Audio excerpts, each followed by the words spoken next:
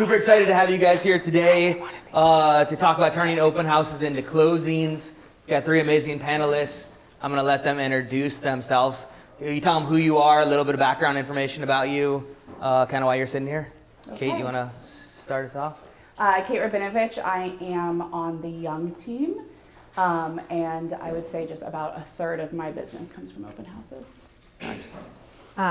I'm Hannah Pannetti. I am co-team lead for the Higher Perspective group out at Keller Williams Citywide, and it would be number 3 for our top sources of business. And I'm Chris Case with Keller Williams Greater Metropolitan. I've been in the business about 5.5 years. Originally I was in TV, radio, and radio promotions, so I love open houses and I'm very successful at meeting people in them. Real quickly, so Chris just said how long you've been in the business. How long have the two of you been in the business, and like roughly what kind of production do you guys do? Just to put it in context for everybody. I think I'm coming up on 6 or 7 years. I do lose track, and I usually find myself around the $10 million mark. I've been in the business 5 years, I think actually as of yesterday, and I do personally, last year I did about 24 million. 68 transactions is my average of the last 2 years. Love it. And Chris, you said 5.5 years? Yeah, and I'm a sole agent. I do about 3 to 5 million. I work with smaller families, but on the west side of Cleveland usually. So what's incredible is all three of them, call it give or take, less than half a decade or about half a decade. So a couple years under their belt, but not like long 20-year careers. I think it'll be interesting to see like how they've all used open houses. You hear like their numbers, very impressive numbers. From a couple million for a single agent to 10 plus, 10-ish for a team agent. Then obviously Hannah's numbers at 24 million is incredible. So, all right, Chris, you want to start off with what role have open houses played in the biggest success of your career? And can you share a story with us that kind of took open house directly into a closing? Sure. I just enjoy meeting people. So I try to make it as if they are coming to my house personally, or I'm throwing a party, and just really open-ended invitation.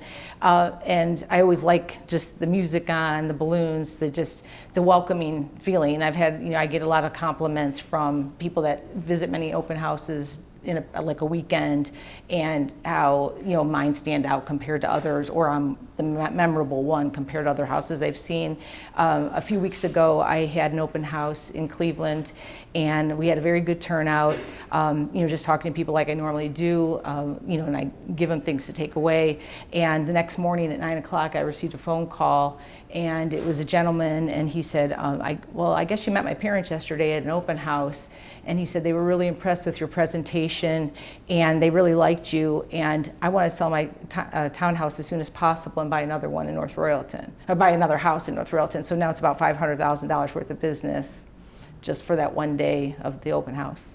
That's incredible. I think and we'll see the theme kind of go through the entire conversation, but open houses is not just for buyers, right? Right. Hannah, what about for yourself? So I guess the first story that comes to mind is I just closed a house over in Moreland Hills with somebody that was a past client. It was actually my first client I ever picked up at an open house, at my first open house I ever did, and they liked the way that I set things up as well, that they felt like I wasn't trying to poach them. When they told me they had an agent, I still had conversation with them. And that's, I think, one of the biggest things people miss is still talking to the people, still talking to the neighbors. People will then be like, oh, well, this isn't going to be a deal. Let me keep going. But that's how it turned into, now I've done 3 deals with them in the past 5 years by staying in contact and just treating everyone like humans. Love it. Kate? So when I first joined the Young Team, I had a very units-based business, and I really wanted to transition into luxury. And I think anyone who's kind of gone down that path, the big question is how? All but one of my luxury closing pending to date are from open houses. And the one that is most notable for me, story-wise, is someone came through a $500,000 open house and had just a really great conversation with them. They had been planning on working with their local luxury agent, and just with follow-up and conversation and knowledge, and was able to convert that, and that was a $2.75 million listing. I got a little bit of insight on this one. Can you give people a little bit of context of the house that you're talking about, the $500,000 house that you did an open house at? Okay. How many open houses did you hold at that house? 23.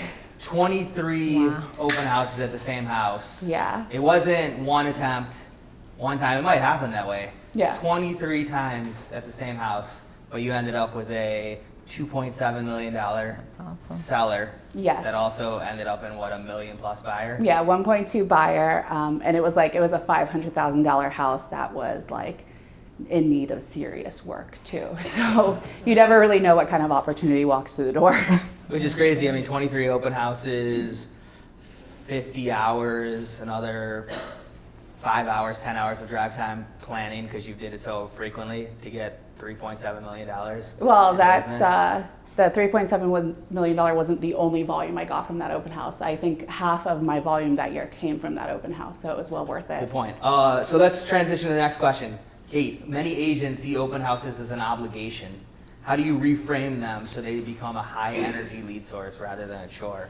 Yeah, I think so. For me, I consider open houses as prospecting time. I time block it as prospecting, and for me, it's like an opportunity to grow my database. And really, when I start to, or when I'm talking to people who are like, oh, it's such a time commitment, for me, like the alternative is sitting for 2 hours and making cold calls, and I'm going to have a lower conversion, and I'm not going to enjoy myself as much, and I'm not going to build the relationships that I like to build. It's why I got into the business. So I kind of just like mindset it that way, and it completely converts the idea and the obligation behind. It's not babysitting a home. It's like a mini networking event.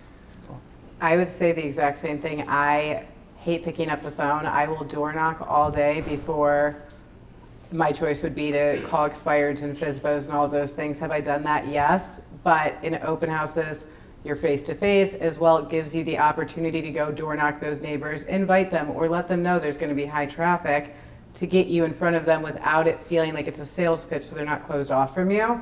And that's another way to convert those sellers or those neighbors into sellers and buyers. Chris, what about for you? Yeah, I feel like it's an opportunity rather than an obligation. I actually get excited. Get excited when I meet with my sellers to let them know, like, this is what I'm going to do for you. And I've gotten a lot of listings based on just the enthusiasm compared to other agents they interviewed. So I just get excited to be able to show them. I send them the videos that I do there. I show them, the pictures of the things and the setup. And it just shows that I'm working for them, and then they're much more likely to refer me to other clients. It's incredible. So one of the things when I was talking to the three panelists prior to this, the kind of objective of today would be for all of you guys to walk out of here with some like tactical things and some like inspirational things. Let's talk about a little bit more inspirational. What are you guys doing outside of the box? Chris, what's one unconventional way you've promoted an open house that made people actually want to show up? Well, if you don't know, I have a mascot that looks like a house. We call it Happy Home. So Happy Home is part of our branding, and it goes to all the open houses. So people love Happy Home. But I know not everyone's going to do that, but I always do a live video when I'm just about 10 minutes to the open house starting. I do a live Facebook Live, let them know, we have goodies here. A lot of times we do games or giveaways, and just they hear the music, they can see people in the background walking by, and they want to join in. So that's what's helped me the most. Is there somebody in the mascot suit? Yeah. Or? I always say if it's good dancing, it's me. No, it's my daughter usually, but don't tell anyone. I was on a panel at the Summer Mastermind, the KW event with Hannah, in prepping for that panel. She talked a lot about some really creative stuff that her and her team do. Tell us a little bit about that. So I think that's another reason I like open houses is I like to get creative and have fun with it. One that we recently did, I think is the one I talked about on the panel, is we did like a passport to the Heights. We printed out little passport cards with the addresses, and it was to make it an event for people, and there was a giveaway to go with it. So they go to each house, they get stamped. We had all of our agents at other ones as well. Each one had food from a local business. So we had, I think, 2 were in University, 1 was in Cleveland Heights, or vice versa, and we made sure each place had food from there. And then another one that we've done recently, it was over during a 4th of July time. There was a parade going on for that street, so set the open house for right after the street's parade. Door knocked the day before, decorated 4th of July themed with extra snacks, drinks, and I think that one had like 60 people through. Neighbors calling, and they all pretty much came through because I feel like inviting the neighbors, one, it's good for you on a sales perspective and to get you in front of them. They don't know you exist unless they know you exist, and how are you going to do that? And 2, who better to sell the house than the neighbors?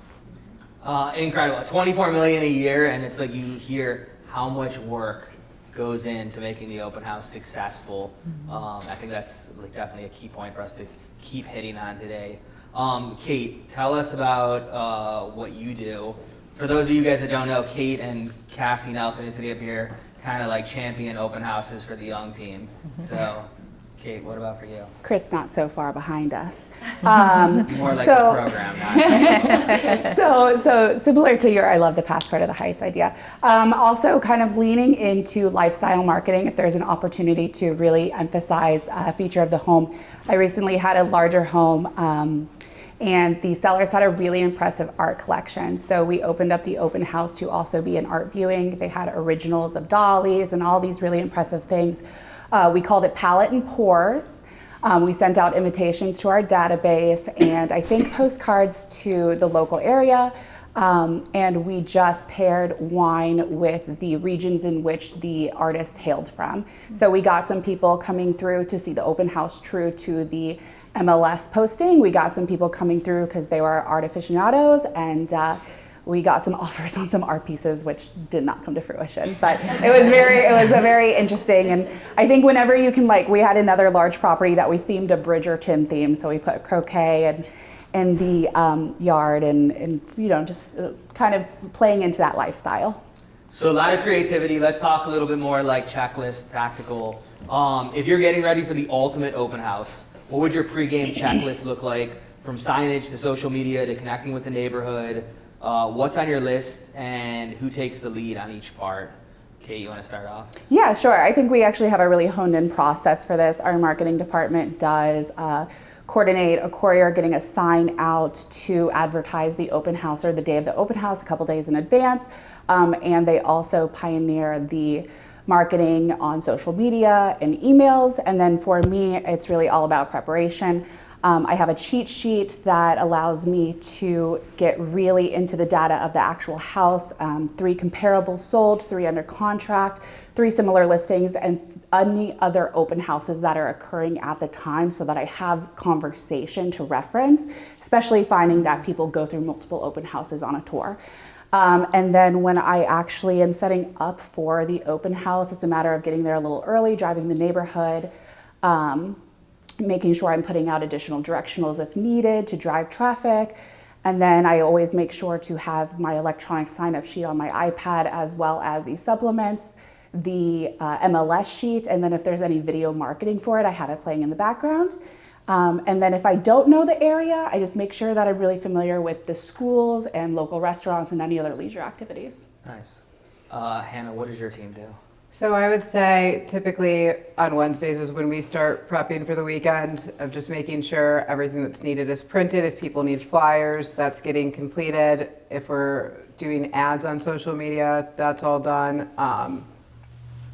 And just kind of put a care package together, make sure there's shoe covers. And then once there, at least a half hour early. So you have time to put all the documents out, all the lights on, set the music, set the tone. And just, I guess the afterward is, I like to leave a letter for the seller, some sort of treat that whatever we had, which would be local from there, and let them know how many people came through, and that I usually do my follow-up on Mondays, because that gives, you know, it's Saturday or Sunday, and that I'll call them on Monday with that from the open house, the full feedback on a Sunday, I guess. Yeah, that's typically. So you're depending setting, if it's in multiples, obviously it's different, right? yeah, so you're setting like very clear expectations with the seller, like post open house, this is what it's going to look like. Yes. I'll leave you some notes, I'll leave you a treat. I'm going to follow up with everybody Monday. So they know from the get-go, like, what to expect from That you. way, I'm not getting text messages at 10 o'clock on Sunday. What happened today? Do you have any offers? If I have something, or if I have potentially offers coming in, they know what's going on, but a detailed from each person. I'm reaching out on Mondays. Love I that. get a much better response on a Monday than a Sunday for that as well. Love that. Chris, what about for you as a solo agent with a house mascot? Yeah, I do a lot. We start I actually, when the photographer's there to take photos of the house, like earlier in the week, I'm doing my social media video, taking all the B footage, so B-roll, so I can edit. Like tonight, I'll be editing just my tease video the day it comes out, and then I go and we, also have like the shoe covers, and I print out a list of other open houses that will be in the area that day, just for conversation. Then we we load up our signs, everything else a couple of days before, just so I have everything ready at least the night before putting out the signs. I have different flyers on social media that have, the just listed, but also the open house invite. I usually, as long as the neighborhood is decent, which it usually is, I will go and door knock anywhere from 15 to 30 houses and invite the neighbors. And they usually are pretty friendly when they know they're just being invited. I always say, I'm not selling anything. I just want to invite you to to our party type of thing. So they're really receptive with that. I also, I wouldn't do this for a luxury listing, but on a smaller home, if at the Dollar Tree, they have like packages of these balloon sticks. So since helium's been a little bit more difficult sometimes to come by, you get 4 in a package. You just put them together, and then the little clip at the top. I'll sit there and blow balloons at night while I'm watching TV, stick them on the stick, and then we'll line the driveway. So and they stand up pretty high. So I do like red and white balloons. Everything with mine is always coordinated with a red, black, and white. I open it up to some agents to shadow me, so I always make sure they're wearing the same colors. Down to our Keller Williams pens, everything's always very united as far as the branding and that.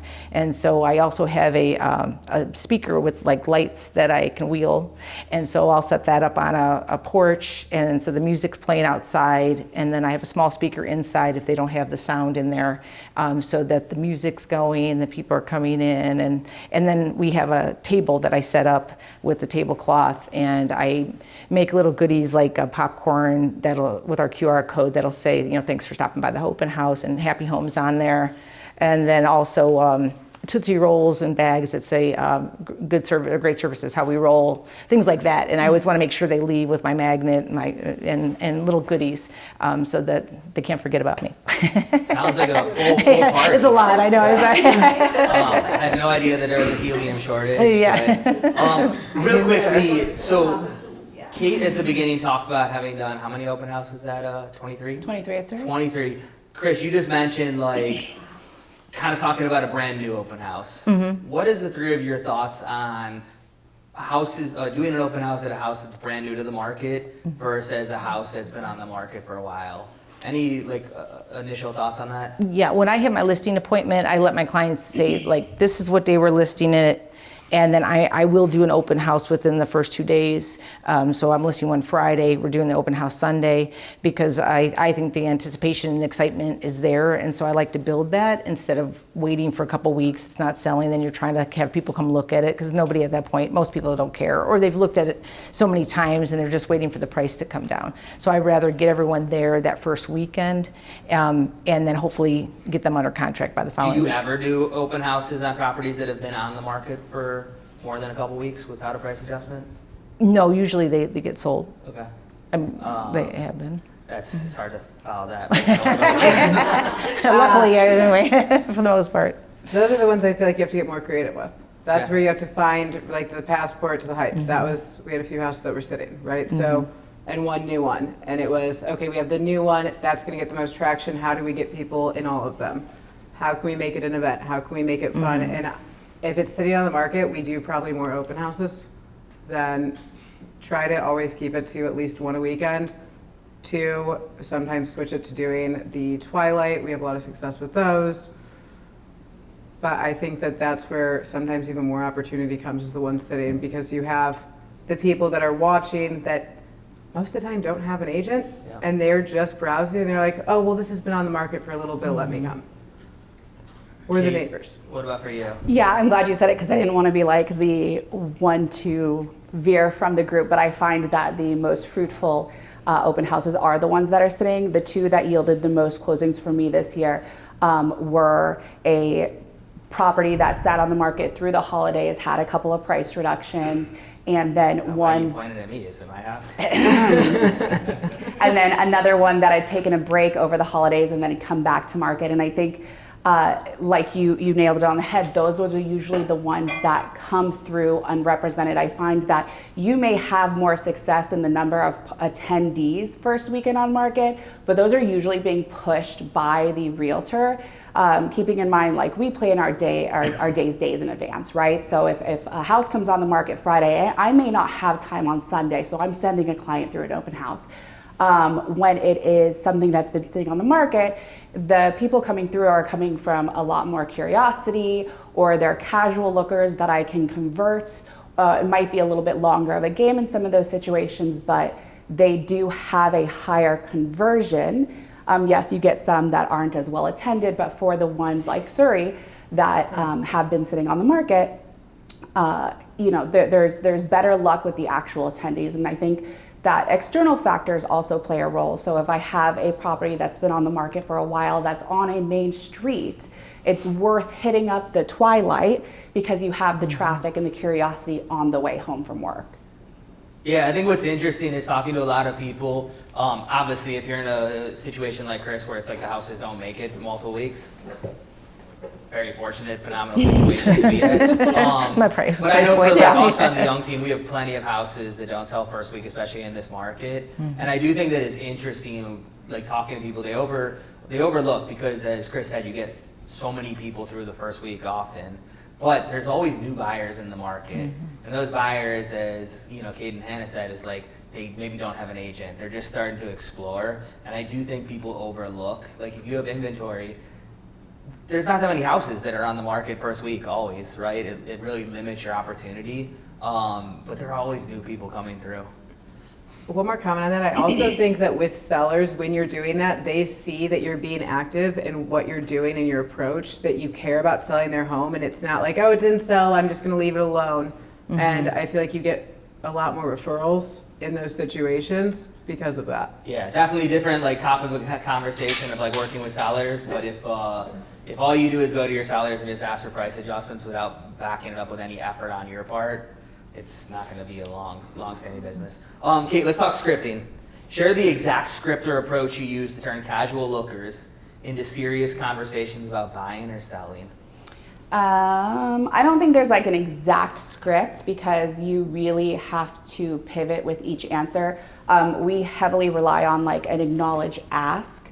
And what I can say about my scripting, especially in the time frame that somebody comes through the door, I am not asking them about their criteria. I'm asking them about their experience during their search and their motivation for their search.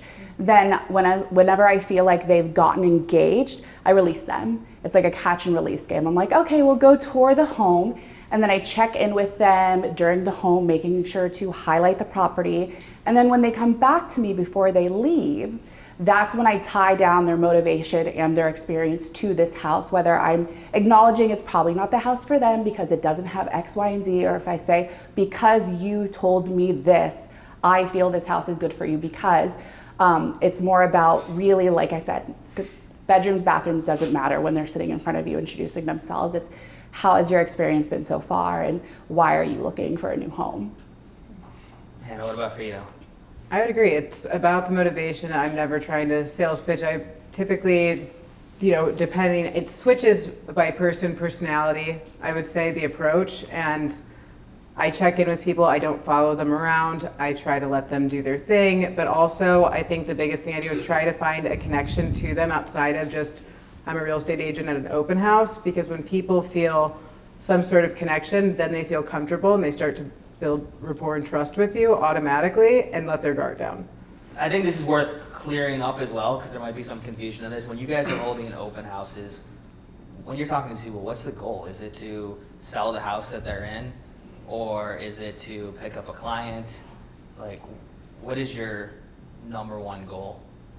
I mean, the goal is always, I'd say, if anything, the goal would be listings, but Okay. as well buyers. My biggest goal is to make more connections and potentially pick up clients, however, sell my client's home. Okay. But like you'd be happy, I'll like reframe it, it's like you'd be happy to like pick up, you know, Mr. and Mrs. Jones just as a client that wants to either sell or buy. You're not trying to like force them Oh, I'm to not buy forcing the house that anybody. they're standing in. I never come off pushy, salesy. And that's why I too think that for me, I like doing Mondays with the touchback to them, because if I'm calling them 5 minutes later or texting them 5 minutes later for their feedback, I'm going to start to bother them. They're not going to want to respond to me. Yeah. I think Chris- it, okay, go I ahead. was just gonna say to follow that up, like I think it's about showcasing, like priority is showcasing the property in the best light. you. I've had multiple sellers in this room that I know I sold your house, you know what I mean? And it's like through the conversation and the scripting, which is carte blanche for everybody, I can identify if this house is a good fit. If I've identified that house is a good fit, whether they have a realtor or not, I'm gonna go into objections. Is there any reason you don't want to pursue this home? We've been able to move through and get some properties under contract because of that. But I think priority is always showcasing the property in the best light. And then from there, you have to triangulate what the best outcome is for that buyer and for you. That makes sense. Chris, what about you? What does your script look like? Yeah, it's more, like I said, based on per person, but mine, I always go with the thought of like building relationships. You know, at my open houses, I never sit down. I see them coming, I open the door. I always have the MLS sheet and my card in my hand to hand them, introduce myself, let them know, you know, I may small talk and say, oh, you know, do you stay in this area or are you looking to move this way? And then to get them talking a little bit, and then I'll just let them know, hey, just to give you a few things, you know, the roof was replaced, you know, 7 years ago, and give them some highlights and let them know that, you know, if they have any questions, you know, feel free, and I kind of let them go on their own. And then, you know, a little bit later, if they're in the basement or whatever, I may go stop down and just say, you know, hi, did you guys have any questions or what'd you think? And so usually then we get in more conversation as they're heading out, because I'm handing them the goodies and talking to them more about, and let them know if they ever have any questions, you know, feel free to call me, and go from there. Love it. So next question, and you might have already just, you know, crushed this question, so you might not have anything else to add, but what's one sensory or hospitality touch that made your open houses unforgettable? You know, smell, taste, visuals, music, giveaways. You listed a lot of things. Was there anything you haven't said yet, or number one thing if people could replicate? I would just say just being very personable and wanting to help. You know, if they're at my open house, I might say, oh, if you like this house, you might also like that one over on Main Street. You know, you should check that one out, and just act like I'm trying to help them rather than trying to sell them something like right here, right now. And then I've had a lot of people call me later on just because of how helpful I was, and I think they felt relaxed to be able to come back and talk to me. Gotcha. Hannah, what about for you? What's one sensory or hospitality touch? I think it's just all about the presentation, the sound, the smell, all of that's important, in the way that you're presenting even yourself, what you have out for them. And because if you walk in a house and it has a weird smell, Yeah. right? It's instantly going to do something. The music allows them to be able to speak freely and not have to feel anything, and they can also then visualize things. So it's just really, I think you have to hit different sensories. You can't just pick one. Okay. Yeah, I agree with you. I don't think there's just one thing, and excuse me, I think striving to make every open house unforgettable sounds exhausting. I think a better frame of thought is to make it comfortable. So if it's a very hot day, I might have cold water provided.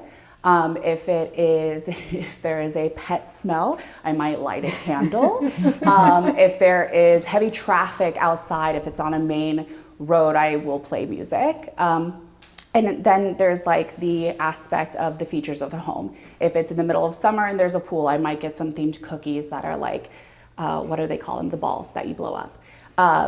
And it's just like, it's making it a super comfortable experience for the potential buyer rather than unforgettable for me.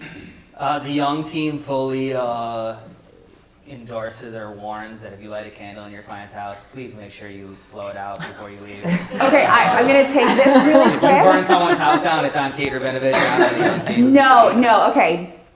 If you light a candle in the house, you put the lighter in the lockbox as a reminder before you walk out the door. That's You could also get a room spray from Bath and Body Works. You can also get a room spray from Bath and Body Works. If you don't want to test it. All right, Kate, what's your approach to spotting and building relationships with neighbors who might be thinking about selling in a way that feels natural and not pushy? Because I do feel, right, like a lot of conversations, people do not want open houses at their houses because they feel like nosy neighbors are coming through. What's your conversation like with the neighbors, and how do you, I think it's probably helpful, how do you present that to the sellers? Yeah, I mean, I haven't personally experienced pushback from the sellers, so I'm going to leave that one for you ladies to answer. But for me, as far as VIP neighbors coming through the door, and that is what they are because there is usually an intention behind that visit, I identify that through my scripting. I do have a separate sign up for people that I have identified as neighbors versus buyers. And then it's just a matter of, again, getting into curiosity. What has you coming through today? Are you comparing home values, or are you potentially looking for a move down the line? And from there, just feeding the rest of the conversation with their motivation. And sometimes they're just nosy, but often more than not, I find that they are nosy because they are comparing value, or they have plans to sell, or they're thinking about selling, which you can always push along if your scripting is right. Love that. Hannah? I think just when it comes to pushback from sellers, I'll just comment on that piece. I've had that before, but it's really going into and just switching their perspective of how the neighbors can be beneficial. I mean, there might be some places it might not make sense. They might have a neighbor that's, the reason they're moving. But I've had bad neighbors before, and I've gone through that, and I've also shared actual facts and properties that we've had where the neighbors have been a huge piece of why the house is sold, and so then they're on board and then they get excited about it. Sometimes they start telling their neighbors before we even get the chance to. Love it. Chris? Yeah, and same, it just depends on the client. I know my $1 million property I sold, that they didn't want any signs. They wanted a broker's open when I explained what that was. And so we did a really nice, event for that, but they didn't want their neighbors knowing they were moving. And then other people, if they're still in the house, that's why I'm a little bit more touchy about it. I tell them, make sure their personal items are, gone, but this could be a good opportunity. The vacant ones, obviously, I just encourage them to have everybody through. And so that's always been, not a problem. Yeah, I think what's interesting is we definitely get a ton of comments from sellers that say I don't want the neighbors to come through. And I think the reality is when you listen to what all three panelists said, there's so much opportunity from the neighbors. And the truth of it is you're gonna have an open house. It's the house is gonna be open for 2 hours. Who cares who comes through? Minus the neighbor that's gonna, trash talk the house or be the reason that they're moving. That's a very unique situation, but it's you just heard picking up potential sellers. They're coming through because they're actually looking to interview someone or compare value. It's they're gonna help find the next buyer, their next neighbor that's gonna buy your house. I've actually had a house on the west side a couple years ago where it's the people were in a development and they walked down. They would live 3 houses over, and they walked down. It's they were just casually looking, and he went back and got her. She went back and got her husband, and they bought the house. They moved 3 houses down. It's you never know. There's a lot of opportunity out there. All right, Chris, walk us through your exact follow-up sequence after an open house. What steps do you take? How quickly do you reach out? And what's the core message you send to get a response? I will wait 24 to 48 hours after the open house, depending when it is. And usually, sometimes they don't answer, so I'll leave the voicemail to thank them for coming and if they have any questions. And I follow up with them within 5 to 7 days, again, after that. Sometimes I'll even say, pull open houses for that following week in that same area and to say, I don't know if you found anything yet, but if you want, I could email you this list of other open houses. Because the more I talk to people, I realize that a lot of their agents aren't doing much for them. And it's unfortunate, but that helps me get a lot more clients. I think let's definitely touch on that in a little bit. But real quickly, before we move on to Hannah, Chris, how important is the follow-up? that is the key, because you're just maintaining and kind of building that relationship as you go, and they see that you're not like just quitting on them, that you're the one that keeps continuing to call after everyone else has stopped. Love it. Hannah, what about for you? First of all, how important is the follow-up, and then what does your follow-up look like? The follow-up is very important. I will be honest with you guys. I am not the best at follow-up. And that is why I have systems in place to do it for me, because I drop the ball on that a lot of times. Like, I have that initial follow-up conversation, and then things get busy, and sometimes, you know, those people that are going to be long-term conversions fall to the wayside. So, like, we have our database, and then we have Fellow, and just it all links together, and that way it still allows us to be there, and newsletter and notifications that tell me I need to call this person. How important is Fellow in the follow-up? It has been important for the follow-up as well. It's been very important to get people in my database, because it's very easy. Like, here's a QR code. We have it on things for people at open houses too. They're going to scan it, then I have their information, because a lot of people don't want to sign in. We tried originally a QR sign-in not too long ago, and I found that less people signed in. They would scan it and then not actually fill it out, so we switched back to paper. But they'll scan when it comes to their curiosity of what their home's worth, rather than, oh, they just want my information to send me something. Love it. Well, it's not about Fellow, but if you guys don't know what Fellow is or want to ask questions, we can talk about it later. But Kate, what about for you? I align with you, because it's not always like super easy, especially when you have the 8 to 20 attendees through one open house. But we do have a curated follow-up plan that is 21 touch points over 180 days.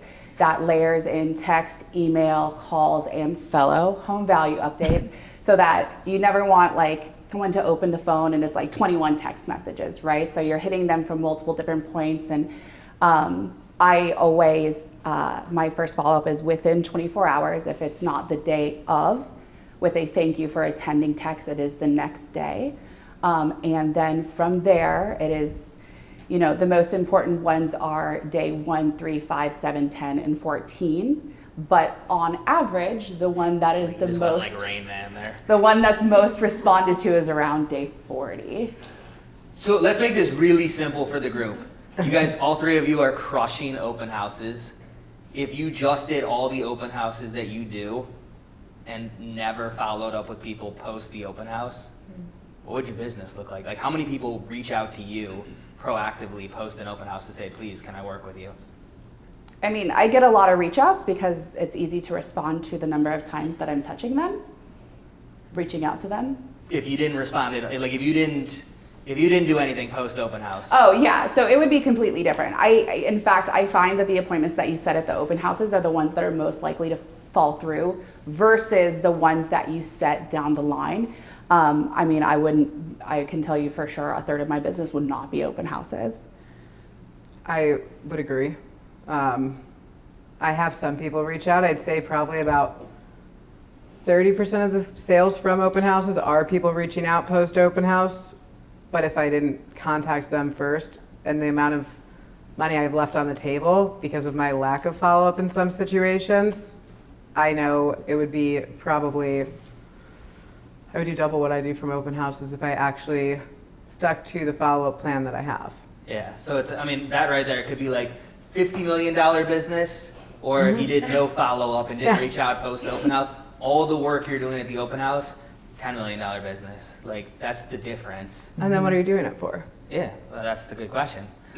Chris, what about for you? And I think mine, for me, it's been where it's like tag team between the social media and the open house itself. Like one of your brokered opens that I went to recently, I did a TikTok for it, and they had over 4,000 views on TikTok, and then there was, I don't know how many thousand, like on Facebook, just from me saying where I was at, and let me show you around this $5 million house. Near Cleveland. And so it's just then the people keep seeing then another open house and another open house that I do on social media. And then that's where I notice too, a lot of my calls start coming in as well, that people that have seen me or friends of friends, they forward the video or the clients forward the video. So that's pretty incredible of like, even if you don't have open houses or brokers opens at $5 million houses yourself, like leveraging other people in the industry and using that to help grow your business too. And maybe get a buyer. Kate, thinking outside your usual process, what's one creative or unexpected follow-up you've tried that really moved the needle and boosted your conversion rate from open house leads? I only have one that's in my process. That's fine. Okay. 4 of my touch points veer off of real estate, and they highlight partnerships within the community. They share Instagram pages that have what's coming up this weekend. It has a list of local restaurants, and I'm blanking on the 4th one, I apologize, but really just like going from real estate agent, real estate business to the local community engagement is something that I think is super valuable, because even if it's like an older attendee being like, well, I don't use Instagram, that's a contact. And if it's someone who's like, oh, we also love flower, that's a contact. And those are often responded to at a high level. Really cool. Hannah, what about for you? Come back to me. This was a hard one, right? Chris, what about for you? I try to do a lot of things in the community. I don't speak Spanish, but I've been working with a lot of Spanish families, so I'm up to about 10 homes that I've sold for Spanish families in Cleveland, and they keep referring me to their families, and I go to their house blessings that they have, and then they'll actually translate for me so they understand. I understand what they're saying, and so that is helpful. And then also, I'm trying to think of, I do a socks in a box collection that I started when I first joined Keller Williams. So we collect socks for the homeless every January for 2 weeks, and that branches out to all the rec centers in the area. And so we're over 4,000 pairs of socks that we've collected in the last 5 years. And like yesterday, I found out that there was a bakery that might be closing in Lakewood. So it was a real cute Hungarian man. And so I did a video for him. And so I kept waking up to all these beeps on my phone this morning. So TikTok's been sharing it out so people go and give him business so he doesn't have to close. So that. All right. Think of anything? For follow-up? Or just like, what's something that's outside your normal processes, creative, unexpected, that worked really well for you? It could be follow-up, could be... I guess the getting into the door knocking was probably the biggest thing. It wasn't something we always did, but we have done it consistently for several months now, and neighbors love it. But we go out on like Friday, like the day before the open house, to invite them. Cool, that's incredible. Okay. All right, last question, and then we're gonna open it up for the group to ask some questions. But Chris, we'll start with you. Single most important thing you do to turn an open house into a closing? Just one, coming across as they're more of like a friend, and I'm really just there to help them. And then following up with them to make sure that their needs were taken care of, whether it was by me or by the other agent. I just say, I just want to make sure that you're okay, or I know you were struggling with whatever. I just want to make sure you found help, because otherwise I can make some calls for you and see if I can find somebody. And that seems that's gone pretty far. Love it. And the single most important thing? Just connecting with people. Still not being a robot, right? Like just being a human being, having normal conversation with them, getting to know about them, their motivation, their why, and taking it from there where they don't feel as though they're being pressured into anything. Incredible. Kate? I also agree with you. Like, I think that connection is super important, but I think what is most important is the follow-up. I think that the open house isn't the step to get to the closing table, that the follow-up are the steps to get there, because I've had follow-ups and closings with people that I can't even pick out from like the open house, as much as I've had the closings that have resulted from someone I made a connection with at the open house. So follow-ups. Incredible. All right, let's open it up to you all. I'm hoping you guys have some great questions. There's so much opportunity with open houses, and you have 3 experts here. Who's got a question for any or all of our panelists? What would be your advice to a newer agent to take the most advantage of open houses that doesn't have the processes or systems that you guys have created over 5, 6, 7 years in the business? What would be some good advice? I would just say really walk them through, like, don't sit down. You walk in and see somebody on their phone and they barely say hi. Stand up, greet them, hand them your card. Have material printed that you can give to them, just to make them feel welcome, and that also not follow them around the whole time. Just say, I'm here. Here's some highlights, and let me know what kind of questions. And then usually you can start small talk after they kind of relax, once they're in and they know you're not necessarily hounding them. I would say for a brand new agent, find a few people that you see doing open houses at a higher volume and ask them if you can go with them, right? That is where everybody typically is going to be open to sharing with you. But if you're there with someone, you go even a few times with them, they can start to give you criticism and help you create that system for yourself, and you can learn from theirs and then create your own. Yeah, I think for me, you have to learn how to play the part of the local expert. Know the comparables, know the active inventory in the area. If you have an opportunity to go to brokers opens, go to brokers opens. But really it comes down to, 30% of people are going to want to work with the person that they can see themselves getting a beer with, but 70% of the people are going to want to know they're working with an expert and a professional. That does not mean start drinking beer with people at your open house. Yeah. That can be on you. Don't let them tell you what to do. Anna, you had a question? Yeah, I was going to ask, some of you might be able to track this with your systems, but if not, what's your general estimate as to how long the conversion cycle is from someone you meet at an open house to when they actually end up transacting with you, just so to maybe put even more context around the importance of follow-up? Sometimes it happens quickly, but I find that I'm usually looking at like a 6 to 8 month time frame. I'm closing deals this month that I secured in January or February. And I mean, I have 2 closings in September. One is from a listing lead last year, and the other one's a listing lead from 2 years ago. So there's no like feel good answer. You just have to be prepared to follow up. But I would say on average, 6 months. I would say that's probably accurate. I mean, some people, they love the house, they want to buy it right then, or they want to buy that, sell their house, and then you have people that it takes them a year before they want to do anything. So 6 months would probably average that.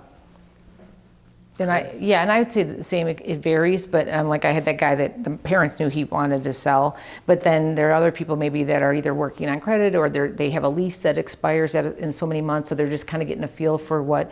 So that's a good time to mention, like, I have some lenders that like Sean Hadley back there, to pass along the names, like when you're ready, or if you want to just get an idea, they can do a soft credit pull and just kind of tell you about where you're at. At least then that, again, you're being helpful and is getting the conversation going. Love it. Who else? Yes. How many times would you say the house you held open sold from the open house? Not that many. Usually, it's more about, for me, it's more about building relationships with other people. It's Maybe 30%, 25%. Not even. Like maybe if I'm doing a new construction, I have like I said earlier, a better track record of selling other people's houses when I'm holding it open for other agents than with myself. But like for me, it's usually a completely different home. What other questions? Any other? Yes, please. I love success stories. I want to hear from them. Their greatest, success story that came out of an open house. Client that they met that turned into XYZ great sale or something. I mean, I already touched upon mine. West Hill was the $2.75 million listing and the 1.2 buyer, and is like now my adopted mom. So. Anything that we didn't touch on? I Like kind of touched the on mine beginning? too. All right. Then Chris, anything else? I would just say, like one I had recently, about 2 years ago, I sold a house in Avon Lake for a younger couple, and there were a lot of kids in the neighborhood. So I wanted to, and they were referred to me by another younger couple that I had just helped them buy a house.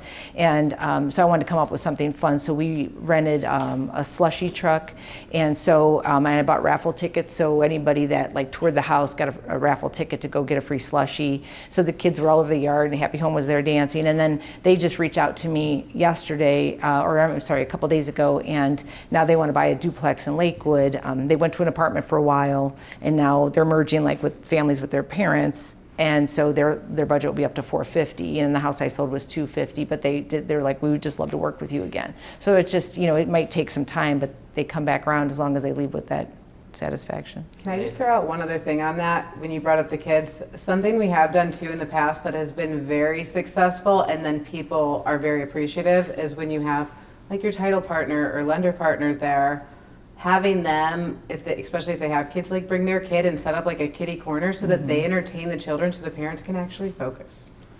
That I feel like is one of the biggest deterrents in a showing, is when they have small children, they're worried about their kids breaking something or falling down the stairs. So when you have something set up to where they're not distracted by their child, the experience I feel like is a lot better for parents. So many good creative ideas on how to do things differently. Any other questions, Danielle? Yes, first off, this has been phenomenal. You guys are all very impressive in everything you guys have been doing. You guys all touched on, potential folks that come through the open house that have agents. How many clients have you guys gotten that were working with other agents, and how did you differ your follow-up based on them having an agent when they walked in the door? Before you guys answer this, can you also I don't know what the right word is, but also talk about how many people, answer Danielle's question, but also how many people tell you that they have an agent, and do they actually have an agent? That's why I don't ask.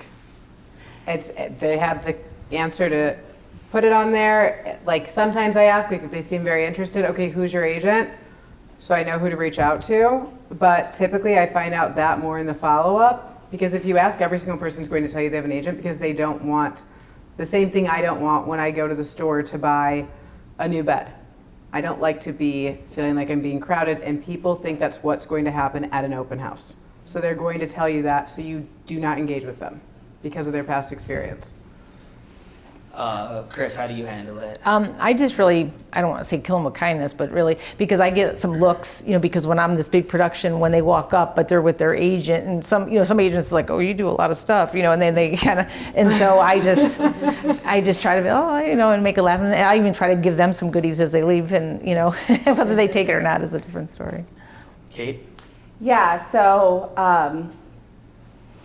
never violating our code of ethics, of course. I do follow up. We have the sign-in sheet. The sign-in sheet does have a field where agents can put their realtor's name. 50-50, probably on attendees who are actually working with a realtor or not. And my best way of identifying that is I am working with so-and-so versus her name's Ashley. I think she's at the green and yellow one. And it's go Ashley, you are a memorable person. And so, I might follow up a little bit harder with them, but the follow-up for someone working with a realtor or who has disclosed they're working with a realtor is not gonna be as sales or real estate focused. It's going to be experience focused. It's gonna be, hey, I don't know if you remember me, my name is Kate. I was the realtor at so-and-so open house with the Young Team. Just curious on how your home search is going. Sometimes it might be a reminder that we have a large footprint in the area and often have access to off-market properties to have their realtor follow up with me. And the reality is people, after 6 months, a year of searching without success, they may be willing to re-entertain who they're working with, and that's never a opportunity I want to fall through the cracks for me.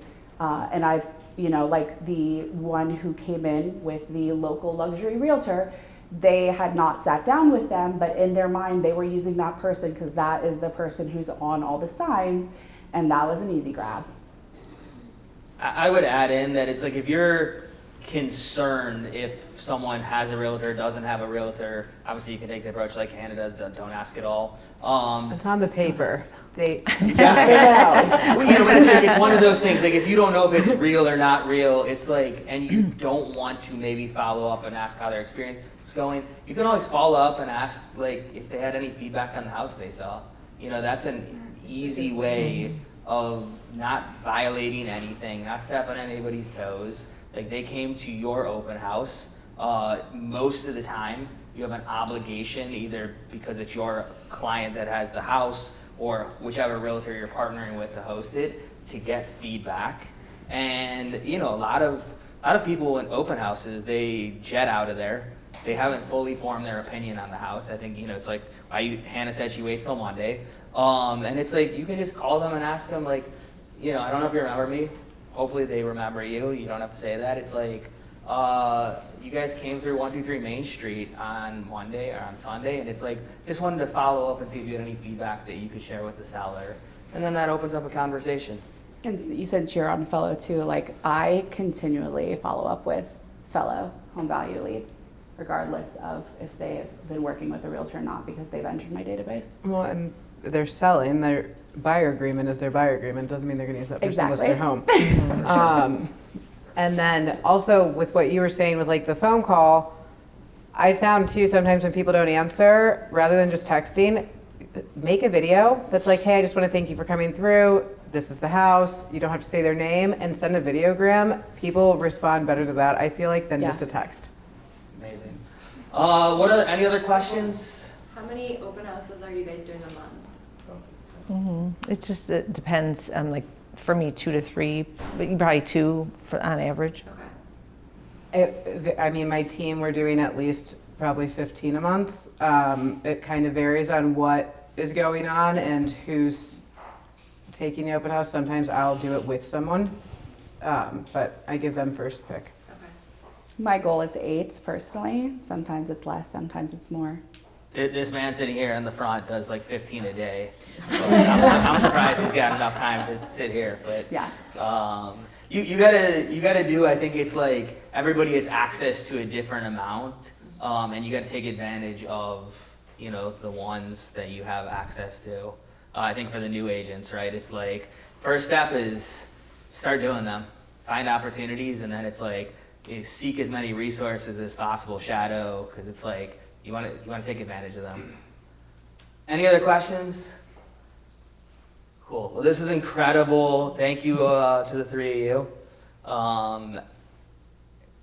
You can clap if you want.